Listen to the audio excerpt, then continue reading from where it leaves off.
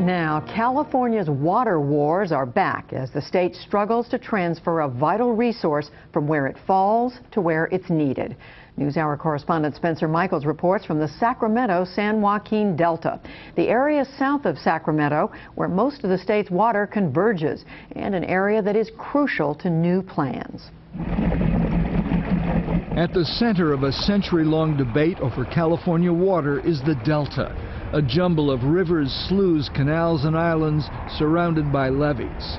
It's the spot where the water and snow that falls on the Sierra Nevada mountains ends up on its way to San Francisco Bay and the Pacific Ocean.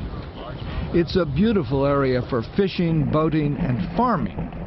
The land is fertile, the water is plentiful, farmers can pump right out of the Sacramento River for free, and the crops are robust. Beautiful.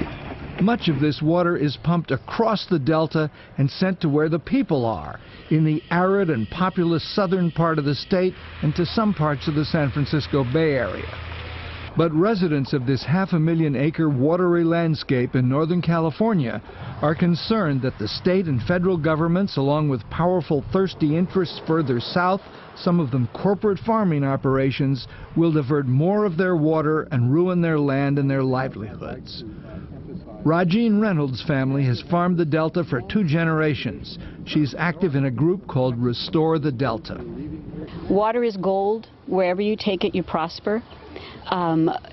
People with more money than some of us out here are interested in transferring the water away from us, and the state policy seems to be favoring them over our region.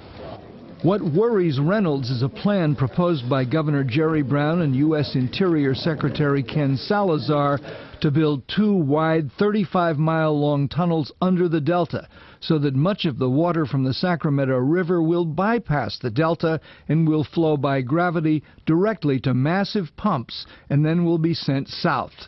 It will be used to irrigate crops as well as to supply cities in Southern California.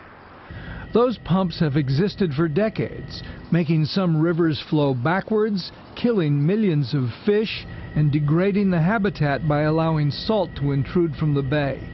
Those environmental problems have prompted courts to restrict the flow of water, and that has caused southern water users to complain that their supplies have become unreliable and erratic.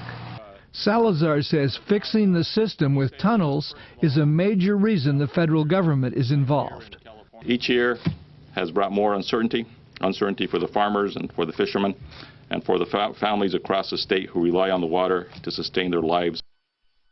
The governor says the new plan, the biggest tunnel in the country, longer and wider than the channel between England and France, would be a great improvement even if all the details haven't been worked out yet. The proposal that we're unveiling today is a big idea for a big state, for an ambitious people that since the gold rush have been setting the trends and the tone for the entire United States. Besides improving reliability of water deliveries, the plan envisions fixing the Delta by improving the dangerously declining fisheries and by restoring floodplains and tidal marshes. This proposal balances the concerns of those who live and work on the Delta, those who rely on it for water, and those who appreciate its beauty, its fish, waterfowl, and wildlife. But a coalition of Delta residents, environmentalists, sports fishermen, Native Americans, and politicians say it's a bad deal. California Congressman Garamendi represents part of the Delta. This is plumbing before policy. This proposal does not develop 1 gallon of new water, but it delivers precious water that the Delta needs, the fish need, the farmers need, the cities in the Delta needs, delivers that water to the pumps so that it can go south. This is not the first, and it certainly won't be the last time that Californians are engaged in a major nasty battle over water.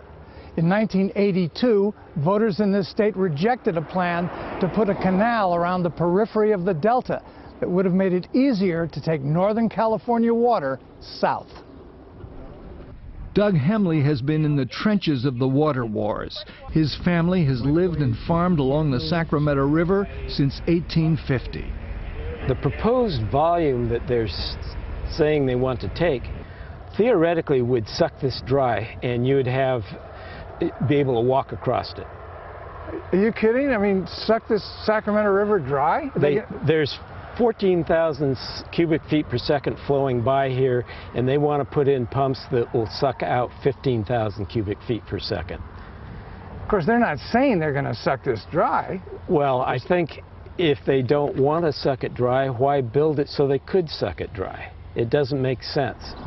State officials say facilities are always built to convey more water than needed for years when there's a surplus. But they say there will be hard limits on how much is exported and that the capacity may be less than first announced. Still, the Delta people regard the plan as a giveaway.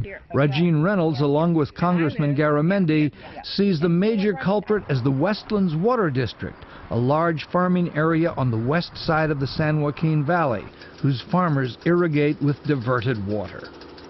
Follow the money. And that's all I can really say about it. They're powerful, moneyed interests in taking the water out of here. It's a transfer of wealth, pure and simple. And the excuse of revitalizing this delta is just that, an excuse. Not so, says Tom Birmingham, the general manager of Westlands. This is not a... It's portrayed that way by a lot of people because they think that's the easiest way to defeat it. But it's a program that is intended to benefit the entire state of California. The people who farm in Westlands Water District are family farmers in every sense of the word. I cannot name a single corporate agribusiness that operates in Westlands Water District. At one time they were there, today they are gone. No one knows exactly how much the whole plan will cost. $14 billion is just for building the tunnels. But opponents say operating the system, financing it, and making improvements in the Delta could bring the price tag to $50 billion over the next decade, some paid for by water users, some by taxpayers. The problem, says Jeff Michael, an economist at the University of the Pacific, is that the state has refused to do a cost-benefit analysis, so he did one on his own. They haven't produced a financial plan that makes sense, that passes any kind of scrutiny or has any detail in it. What did you conclude? I found that the project had an average of $2.50 in cost for every $1 in economic benefits to the state of California. It's a terrible investment. It has to be one of the worst investments ever considered for a major infrastructure project in the state. Any plan of this magnitude is going to draw many levels of criticism, concern, and question. So we're taking them all. And no one can ever say we haven't studied enough. And I find it impressive that despite spending hundreds of millions of dollars studying this damn thing, people will say, well, you haven't studied enough. Well, we will study, but we will take action. The governor's plan, some say he wants it to be his legacy, will be studied and fleshed out, with construction due to start in 2 years and completion in 2026. On our website, we have more from Spencer Michaels and our partners at KQED on how the California Delta shaped a state's history and its landscape.